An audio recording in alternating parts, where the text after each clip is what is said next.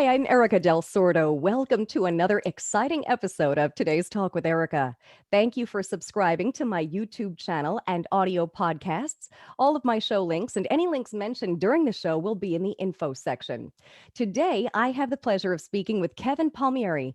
Kevin found himself at a crossroad when he realized that all the things he had accomplished, six-figure income, the car, the house, didn't matter. Those didn't make him feel happy and fulfilled. He quickly realized that his thoughts mattered more than anything else, and that was when Hyperconscious was born. And he built the company alongside his very first podcast guest, who became his best friend, co-host, and business partner, with the goal to help other people in their personal development journey. Years after, they made the painful but best decision to rebrand to Next Level University in order to further their reach and help more and more individuals find their way to become the best versions of themselves. Kevin, welcome. Erika, my goodness, that was a hell of an intro. I appreciate it. You're welcome. Well, you guys deserve a hell of an intro. I love Next Level University. You really have quite the story to tell, which is, I was going to say, walk me through from the very beginning. How did you find your way out of that crossroad? Was there an earth-shattering moment for you? And was there an earth-shattering moment at all? Yeah. So as you alluded to, when I was 25, I'll take you through the actual story. When I was 25, from all outside standards, I was living the dream life. My girlfriend was a model. I had my dream car. I had a nice new apartment. I had a job that paid me really well. And I actually had just done a bodybuilding show. So I was in the best shape of my life. So when it came to health, wealth, and love, I really had that all. But I actually wasn't as happy as I looked. And I always say that from the aspect that I want people to understand that you don't have to pretend you're happier than you are. It's actually going to do you a disservice. So my girlfriend at the time left me. In 2015, she left me. And that point in my life, I had to look in the mirror for the first time ever. And I realized you're not confident, you're super insecure, and you really don't like yourself. You like the things that you have. And that was really hard for me because I never tied those two things together before, and I never understood. So when she left me, I hit rock bottom. I had a big place to myself. My bills just doubled. I didn't know how I was going to pay for things because work was slow. Everything went from really good to really crappy pretty quickly. But that's how I got into personal development. That was my initial dive into personal development. I started saying positive affirmations. I started listening to Tony Robbins and podcasts. And I remember before bed, I would say, I am handsome, I am talented, I am intelligent, and this year I will make the most money I've ever made in my entire life. I got a promotion at work shortly thereafter. And I was a foreman for a construction company. And we traveled up and down the East Coast of the United States. So I was on the road a lot. So 2016, at the end of 2016, I was on the road for 10 out of 12 months. Wow. Okay. Hotel to hotel, every day, like every week I was on the road. And these were not nice hotels. I was not staying in the Ritz. We were staying in like some pretty sketchy parts of town. But I loved it. I loved what I was doing because I was making money. Okay. So you're going to see through my story that when I set an intention and I chase that intention, that is where happiness lies. The problem is and a lot of people, as you'll hear from my story, but a lot of people are setting the wrong intentions. Okay. So at the end of 2016, I'm sitting at my kitchen table and I'm saying, okay, I wanted to make six figures at 26 years old without a college degree. Like, can I do that? I opened my pay stub and I did, but I realized that nothing changed, right? I really did the same thing I did before. I put all of my internal value on external things, right? If I made $100,000, I could be happy with myself. I could be proud of myself. I could feel good about myself. So I'm sitting there at the table thinking I did it again. Like I did the same thing I did last year and I didn't learn my lesson. And as you mentioned, that's where hyperconscious was born. I, for most of my life, Erika, was unconscious. And I saw, okay, what's the opposite of unconscious? Hyperconscious. So that became the podcast. I started a podcast later that year, in 2017, actually. And I wanted to talk to people about, what they were going through, about where they were living. One of my first interviews was about suicide. One of my friends wanted to commit suicide. So we talked all about that and how I went to the hospital with them. I just wanted to talk to people about stuff that mattered because there wasn't a lot of that going on. Mm-hmm. Now, my intention was to talk to people. So me being on the road with my job was really hard, right? The thing that brought me so much joy because I was making a lot of money now took away directly from the thing that I felt pulled to do. So it just got worse and worse. I'd have to be in New Jersey, and I live in Massachusetts, and I would literally sleep in my bed from 10 p.m. till 2 a.m. I'd wake up, I'd drive 5 hours to the job site, I'd work an 8-hour day, and then I'd go to the gym. On Fridays, I did the opposite. So I wasn't sleeping. You know, I just wanted to spend time with my friends. I wanted to have a relationship. Like being on the road, it was just getting to me. I always say that I had a rock star life without any of the rock star benefits because I just traveled. It wasn't great. It wasn't great. So it kept getting worse. I was calling out of work. I was leaving the job site early. I wasn't doing the stuff I was supposed to do. And I just realized, like, I don't want to be here anymore. This isn't what I want to do. But I didn't know how to leave, right? Mhm. I didn't know what to do. I'm a kid with no college degree. I don't have any other skills really that I know about. I don't know what I'm going to do. So my rock bottom moment, like my rock bottom basement moment, the thing that really shifted, I was in a crusty hotel room in New Jersey, and I was sitting on the edge. I get the chills talking about it. Sitting on the edge of the hotel bed, and I was lacing up my work boots. It was probably 5:45 in the morning. And I've done this 100 times, like so many times. This is just normal. But I remember this morning, the best way to explain it is there was 10 televisions on in my head, and every single one of them was on a different channel, but I couldn't make out what they were saying. Mhm. A couple things that I could make out were, you're stuck here. You can never leave this job. What is your family going to think? Because I'm the breadwinner of my mom and grandmother are so proud of me for where I've gotten in life. What are your friends going to think? What is your company going to think? And this is the one here that, like, this is the one. Do you really think you can be a successful podcaster? Like, do you really think you can go do this? And I didn't. I've always lacked self-belief.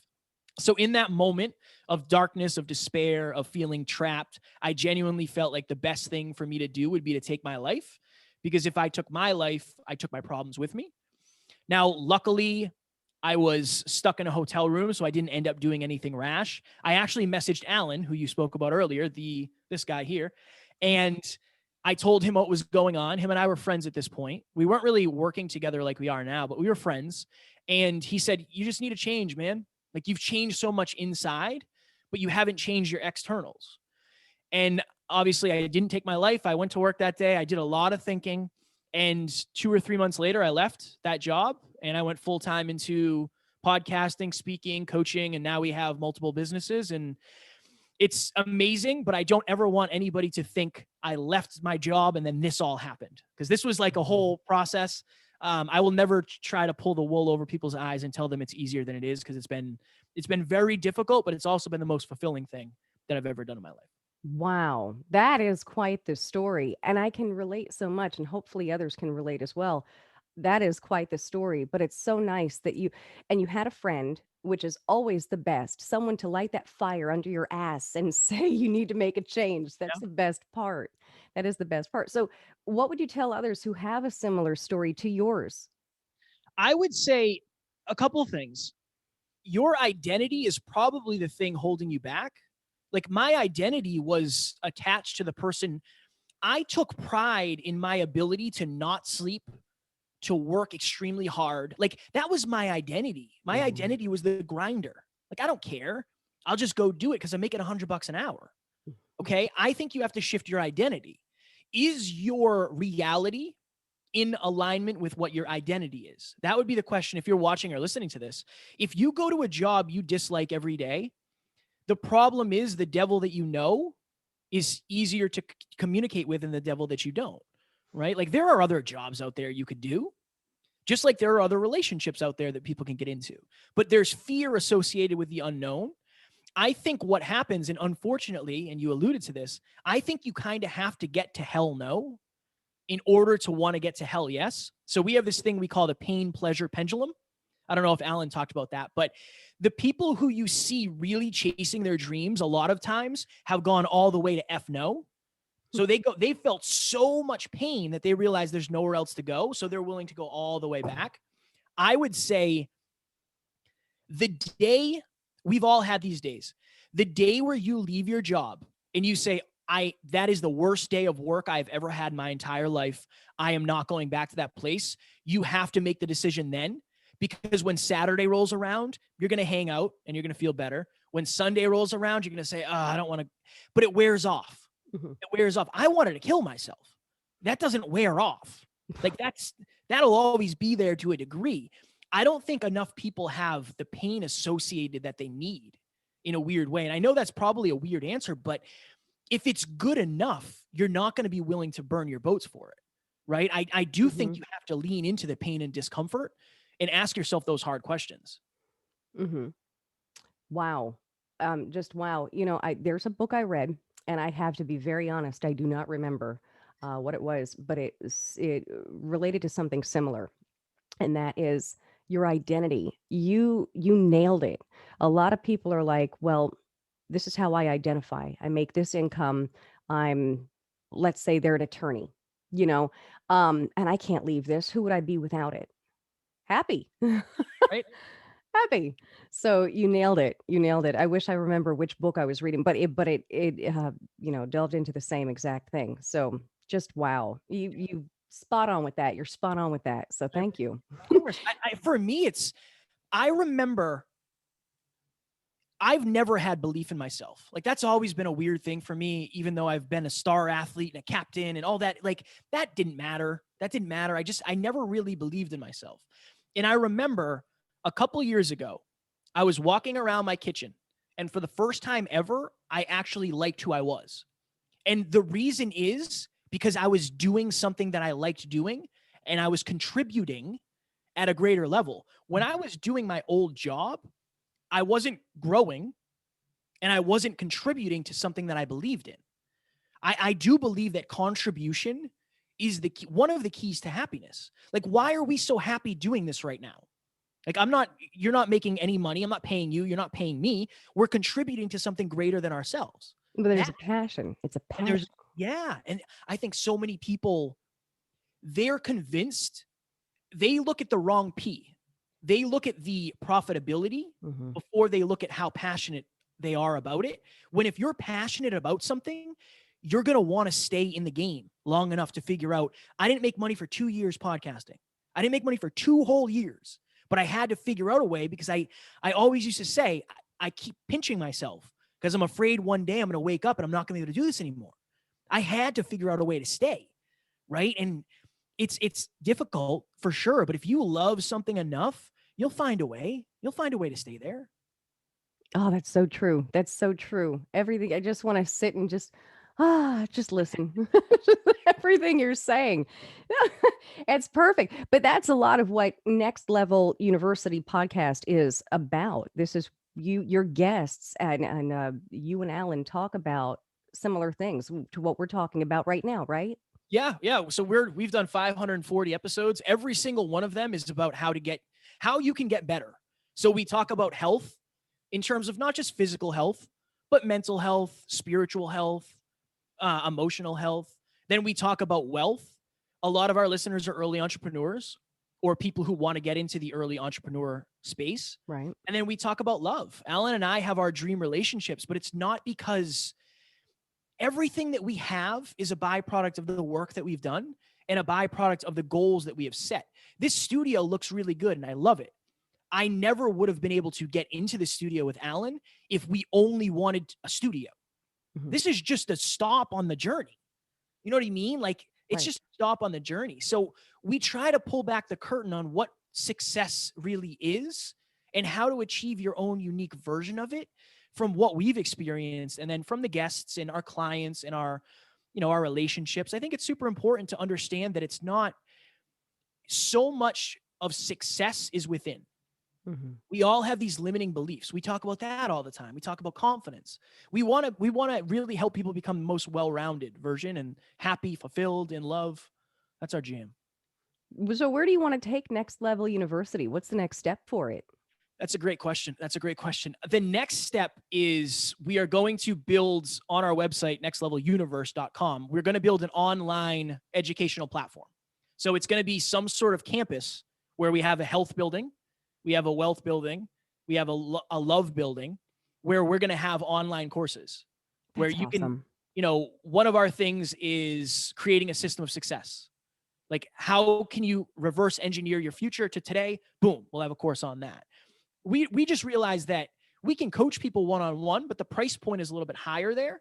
So we don't want to leave anybody behind. We don't want to have them not be able to afford what we do. So if that's a lower price point, our goal is really impact and to help as many people as possible. And then long-term vision, I write it every day in my journal. Next Level U has at least 500 million podcast downloads.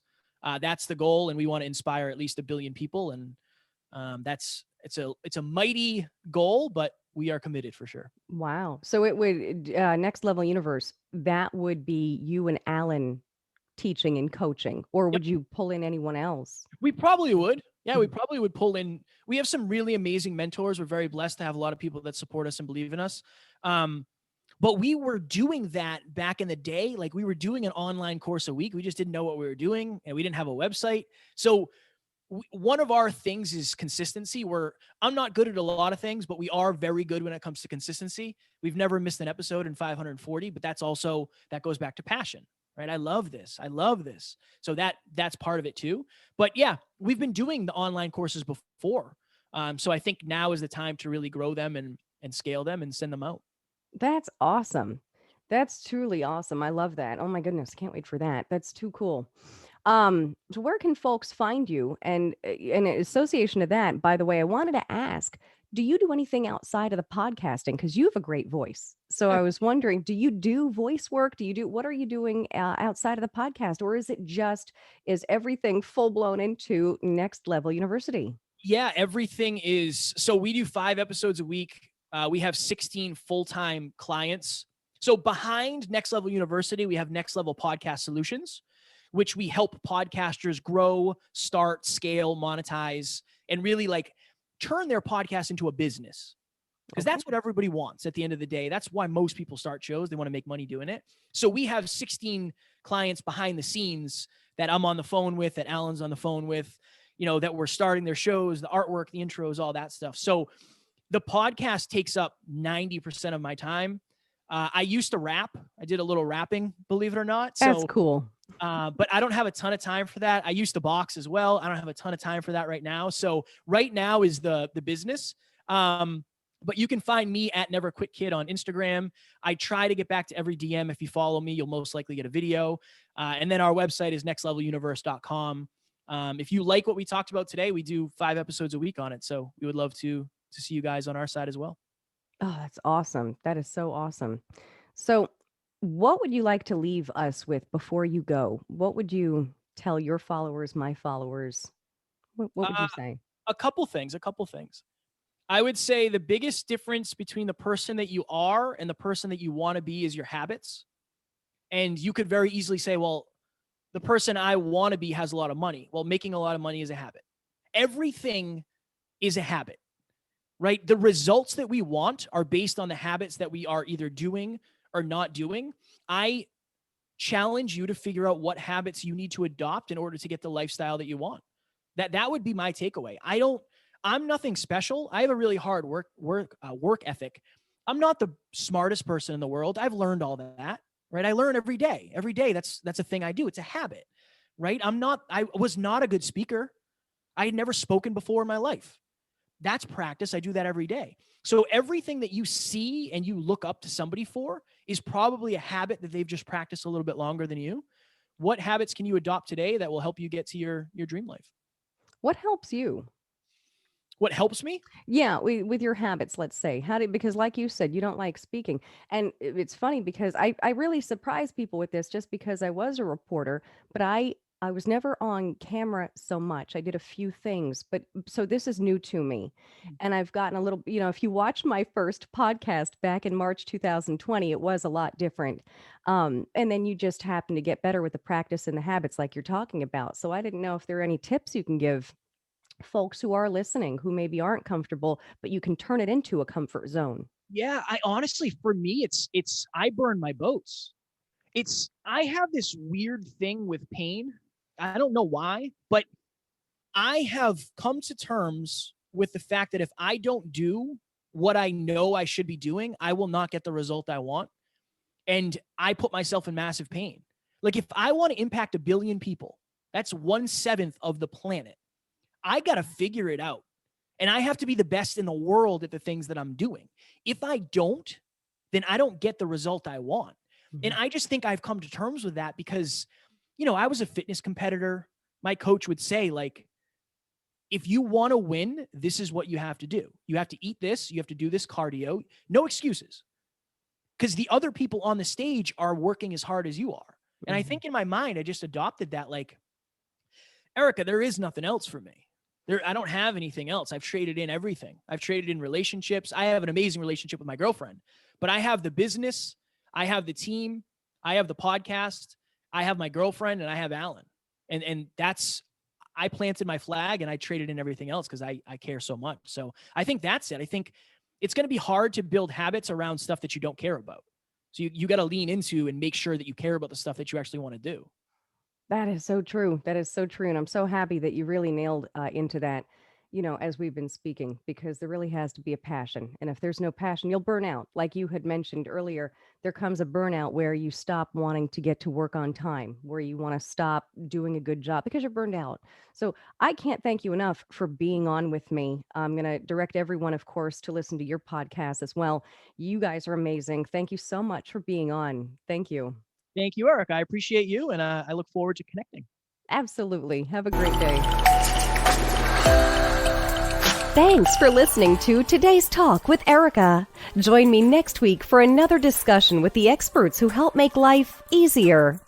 Please visit my website, erikadelsordo.com, where you'll find all of my social media platforms and more. And be sure to subscribe to my YouTube channel.